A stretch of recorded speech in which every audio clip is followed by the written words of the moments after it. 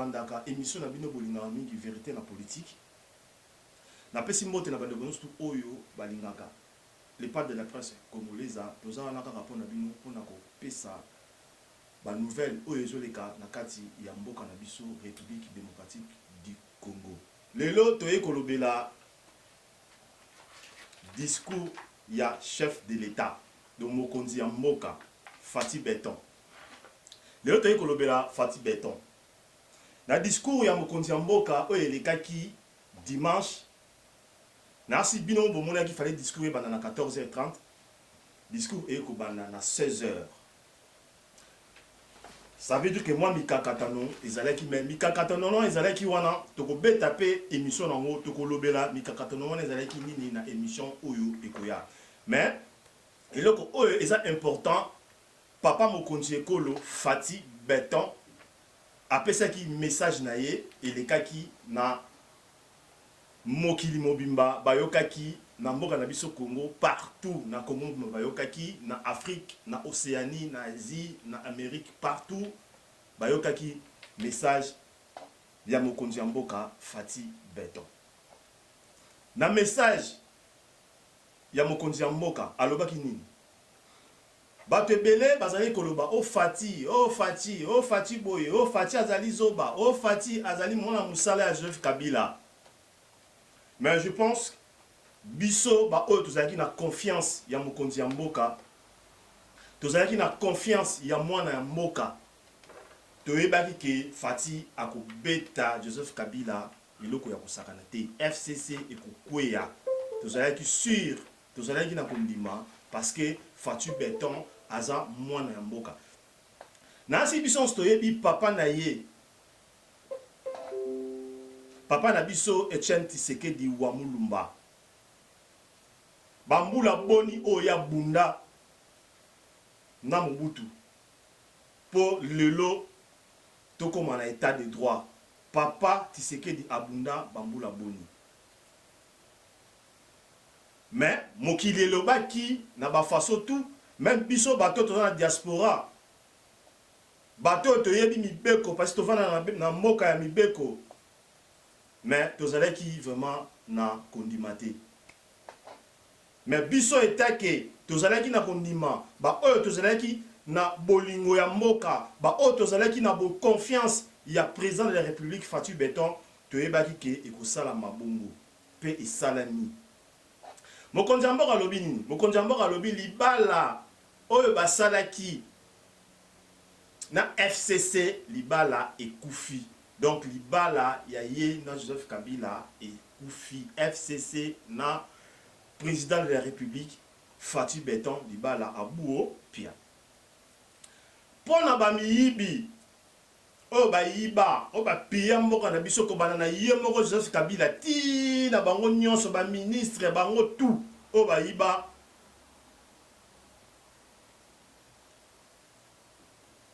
Na bolingo ya mokonzi ya mboka aboyi ba mema bango na CPI, ba mema bango na libanda mboka. Ba ke neko nyoka malisusu kuna plus. Mais mokonzi ya mboka a préféré ba sambisa bango na kati ya mboka. Ta musu bazo mona ngo ba aventure. Ta musu bazo mona ngo lokola lisano, meza lisano te. Eza lisano ya ndembo te. Asengi mokonzi ya mboka lobi na communauté internationale basala tribunal international na kati ya mboka. Donc ça veut dire que bandeko wana nyonso ko banda na Joseph Kabila na batu na nyonso ya FCC bamiyibi toyebi ke batu musupe bana na FCC bakota na ndenge ya loyenge. Mais soki ozana mbeba oyo salaki na bana ya Congo osala mabe na Congo zala sur ndeko na ngai okokende na makala bokokende na makala pona nga kuna kosenga na président Fati na passion bango ba monisi biso peuple congolais même biso ba oto na diaspora boboma bakambo ebele pona biso to na kata diaspora na koloba kotanga na moko bozui cop ya ba voiture o ezo uta na Dubaï ya ba carton bozui cop wana tellement bozui cop bino oza na pouvoir bo matisi biso ba ne ya ba voiture ekokota na Congo biso to na diaspora to gagnera combien pour son ba voiture o eza dans moins de 5 ans pour y aller na Congo même à to sombi a o somba ngo d'abord cher tant OK na Congo o te kango combien so ebisi mutu na voiture moko apesa o 10 000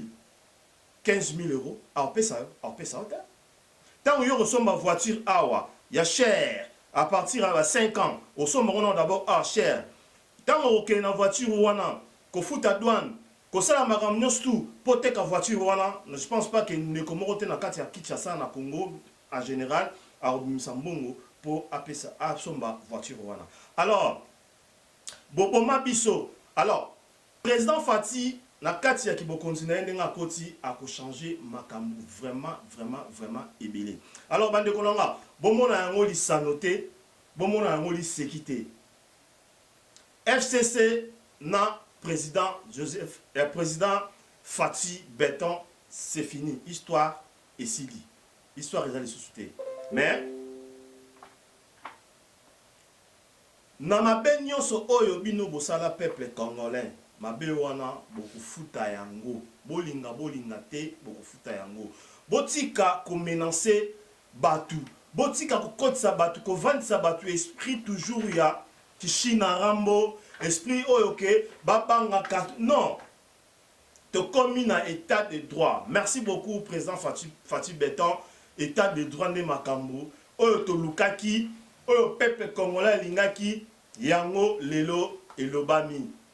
batu balobaki belem na diaspora azobanga Joseph Kabila azosala boye akokoka te Joseph Kabila nde makambo Joseph Kabila nde mokonzi Joseph Kabila nde azo diriger maintenant sur binions bomonaki discours à présent Fati Béton dimanche ndengeni discours wana lekaki alakisi ke aza mokonzi ya mboka pe alakisi na tous les Congolais ke aza mwana ya mboka. Alors tokosenga na bandeko nyonso tu ezala na kati ya lamuka parce que na lamuka musuto tie lamuka ya Jean-Pierre Mbemba lamuka ya Moïse Katumbe bango nyonso tu wana déjà baza déjà na kati ya Union nationale to sangana pona lokumu ya mboka. Alors na kosenga na lamuka ya Martin Fayulu bandeko nanga ya Martin Fayulu tango bino bolobaka vérité des urnes oui to boité vous avez raison pona nga na kopesa bino raison vous avez raison mais ceux qui to kendara kaka na la vérité des urnes tango sous lelo oyo dongo comme na toujours na batu bakufa toujours makambo ebele bitumba ba marche makambo ebele mais Félix Tshisekedi Tshilombo Fati Béton atali alobitenga na vrai quinois natanga le corbeau et les renards na kati ya classe pona kozwa fromage na munoko ya corbeau esengaki faut qu'on négocie kosolo na ye tango kobotola fromage nde tango yo kolakisa siko force na yo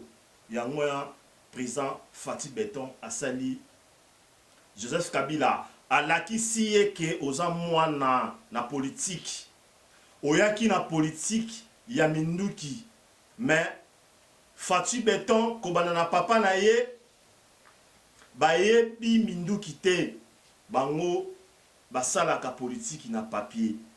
pe alakisi épreuve approuvé bana mboka que politique il y a IDPS et ça politique il y a papier il y a politique il y a bitumbate. Alors bana mboka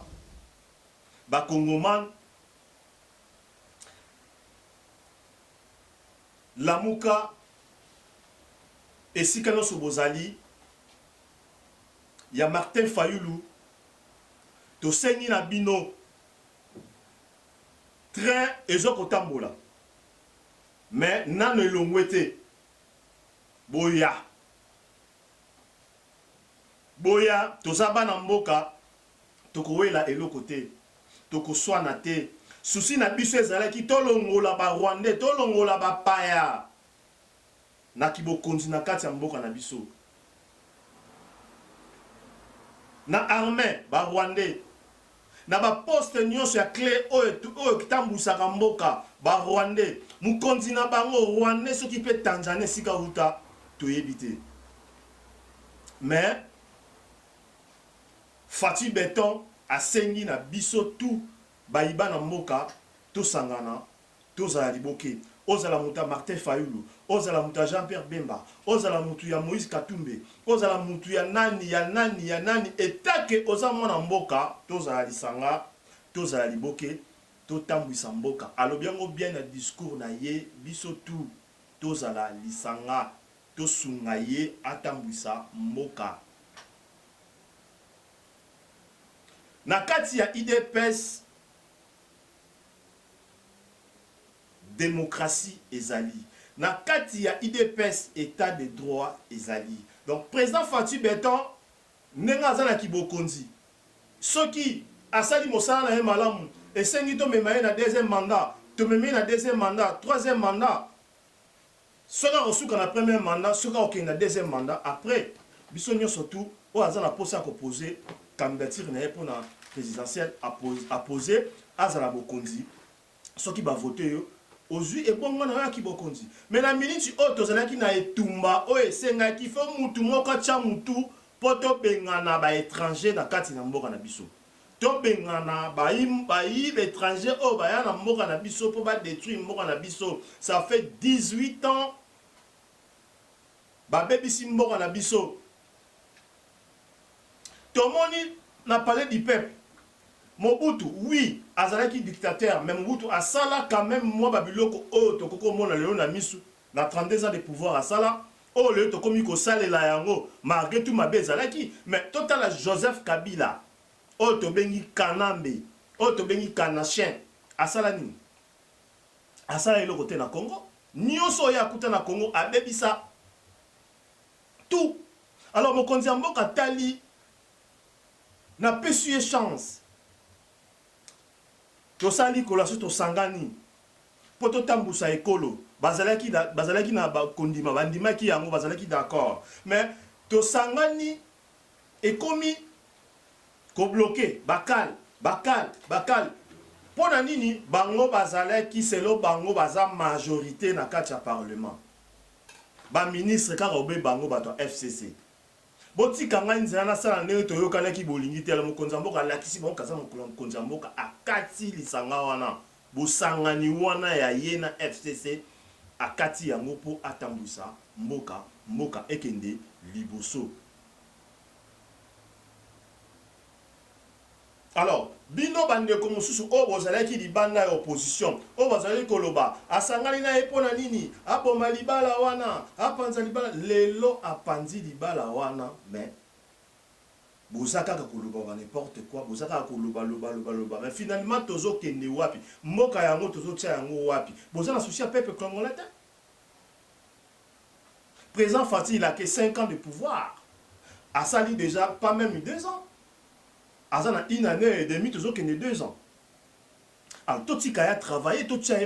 a travaillé, ceux qui ont moni, commis na tango wana, oye, a sali mosala, a commis mandat na esili, a travaillé malamute, wane siko tokolobaki no, a osali malamute a papa, toke na élection, pardon, mutu mususu a kota po atambusa mboka. Na minute oyo tozana posa ya ba guerre te. Na minute ona toana posa ya kosona te, na minute oyo toana posa ya lisanga. Abengi biso nyonso bana ya Congo. Abengi biso nyonso bana ya mboka abengi biso nyonso bakongomani tosangana tozala liboke po totambusa mboka na biso Congo. Na asir bino nyonso boyokaki discours ya mokonzi ya mboka bolandaki yango pe bomonaki ndenge nini peuple congolais asepelaki partout na territoire nyonso ya Congo. Bomonaki ndenge peuple ayamaki discours wana asepeli na discours wana abeti maboko na mokonzi ya mboka asepeli basepeli bato nyonso basepeli bandeko mosusu na diaspora ala biso na poto tosepeli tobeti bravo na mokonzi ya mboka bandeko nyonso bazalaki ya kolobaloba ba n'importe quoi même biso na kata diaspora minoko na bango ekangami ya buo pia oyo tolingaki asala akabwana na FCC asali yango akabwana na FCC sikoyo topesa mokonzi ya mboka maboko Fati Beton Fati Wetu topesa ye maboko po misala na ye ekende na malamu tobongisa mboka bana mboka bayiba na mboka bakongomani balia malamu banzela ezala malamu biso oto na poto tozwa chance ya koya ko s'investir na kati na mboka na biso Congo parce que to mona ba blocage ebele ndeko akosala kosomba biloko na ye awa akosala ba projet na ye akoya kisasa po asala eloko a créer eloko okomona toujours bakal na bande batu ya FCC o bazalaki ya batu ya Kabila ko bloquer ko sala boy bazongisa biso pe sima alors mokonzi ya mboka alobaki lisusu liloba moka alobaki alobi akosala ke biso bato to na diaspora bana ya mboka ba congolais ba congomani bana na diaspora to votaka o aza na France aza na Allemagne aza na Afrique aza na Sénégal Mali partout azala na facilité ya ko voter mutu oyo ye alingi en tout cas pour na discours ya mokonzi ya mboka président Fati na suki a na mokalelo président Fati na bakelo ba flair président Fati bisou en tout cas oumé na ngwende na yo biso bayiba na mboka biso ba kongomani toza toujours na sima na yo na pesi bino na sutumbote bo s'abonner massivement na chaîne na bino vérité na politique eza wana po na bino et de flash na sima caméra na pesi yo mbote na mosala malamu oyo sala na kati ya émission na biso vérité na politique. On est ensemble, on est toujours ensemble, le pas de la presse. Tokos, toujours qu'il y a des Baïba Namboka, beau s'abonner vraiment massivement na vérité na politique. Tout ce qui ont appelé mon collègue.